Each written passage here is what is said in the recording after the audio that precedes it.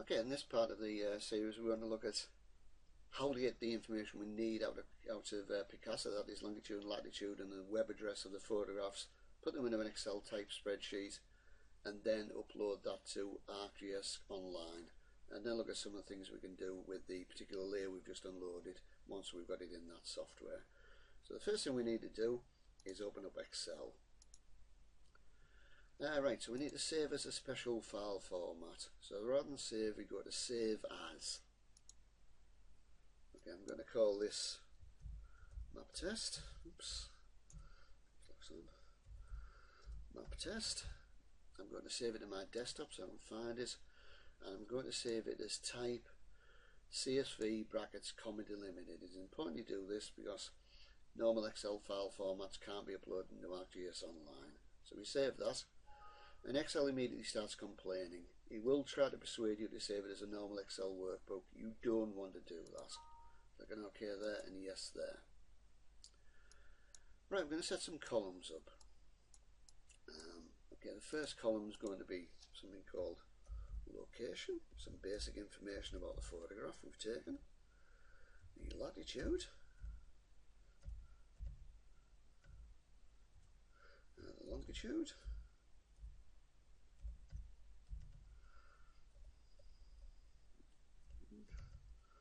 a column called photo, which will be the web address of the photograph, and a column called comments, where you can add the information about the photograph. Right, so we now need to populate that, so I'll just go over to my Picasa web browser and go back to an album, photographs taken around the town. And what we're going to do is take this photograph of Middlesbrough College, looking very shiny, and transfer the information about its location and the web address of this photograph into our Excel spreadsheet. So we've got over here you'll see full details page. If you click on that, it opens up another web page with more details about the camera, and crucially down here the longitude and latitude. So what we need to do first with the latitude is to select that number. So I've selected it. I'm now doing Control C with the keyboard to select it. Notice I didn't select the degree and I didn't select the N. Go into Excel, paste that in. Okay, we said it's Middlesbrough College, so we will give it a location.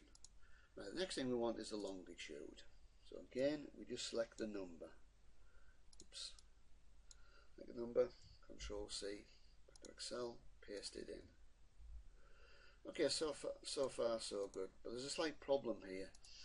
If we upload this information to ArcGIS online, you'll discover that Middlesbrough College is in the middle of the North Sea, which it clearly isn't. That's because we haven't taken account of the fact that it is a westerly longitude. That is to say, it is to the west of the imaginary line of zero longitude that goes through Greenwich and London. We need to take account of that. And it's very simple how we do it. All we do is put a minus sign in front of the longitude. If it had been over the east of the line of longitude through Greenwich, we wouldn't have needed to do this, but we do in this case. So I'll click on that to save it. Right, so the next thing we want is the web address of the photo. So go back to the photograph. It's not this address up here. That isn't the web address. What we need to do is click on the photograph and go down to the bottom of this little dialog and get properties. Now this information will appear, including address URL. So we go into this and we select the whole thing, starting at HTTPS, going all the way down to .jpg. Control C to copy. Back to Excel and paste that in. So we can add comments in here if we want to. Right, now I've already prepared one of these with a number of different photographs in, so I'm just going to close this up and then we'll open up the other one and then we'll have a look at importing it into ArcGIS Online. Now I want to close this up to illustrate the nonsense that Excel takes you through. You want to save this as a map, as a CSV? Yes, I do. Yeah, there's about 5 things you have to click because it's trying to persuade you to save it as a normal Excel file. We don't want to do that. Okay, so we'll minimize that and we'll have a look at the one I prepared earlier, which I've called Blue Peter Map Test, because I prepared it earlier. Okay, this has information about Middlesbrough College, somehow the E has fallen off the end there. Tenemos and various other bits of big photographs, which we're going to have a look at when we've uploaded them into ArcGIS Online. So we'll do that in a moment. Okay, we'll open up ArcGIS Online. Here's a map we've seen before. It's the map of the University TSAD building and the student car parks. Effectively, as I mentioned before, 2 layers, one for car parks and one for buildings. What we're going to do is add a 3rd layer to this. It's not actually information that's about the town centre, because I didn't want it to be too superimposed on this. It's information that's a little bit further away, but it is another layer on the same map. So go to Add, and Add Content to Maps. Go to Add Layer from File. I've got to browse. What we're going to do is open up our file we created earlier on, which, to remind myself what it's called Blue Peter Map Test, and click on Open. Right, it's found the right one we're interested in, so we click on Import Layer. We'll see the map zooms out a bit, and it's got 4 new points created on it. There's a number of things we want to do with these. One is we can make them probably a little bit bigger and more visible. The other thing is we can set it up so the photograph appears actually in this window.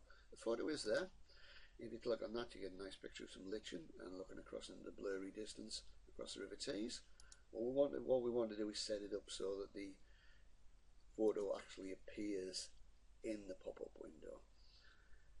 Go next to any of these, you'll see a little arrow appears when you hover next to them. This allows you to edit these pop-ups. So we click on that one.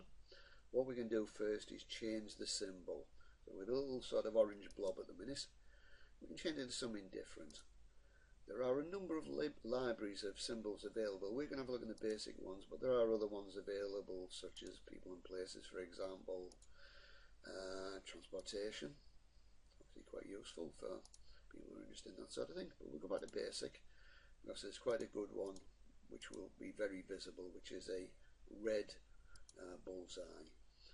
We can change the size. We can make it bigger, we can make it smaller, but experience suggests that the 32-point bullseye will be quite visible. So we select that, we click on Apply, and in the background you should see the bullseyes appear, and we click on Done. Right, okay, so that's made them quite a lot more visible, hasn't it?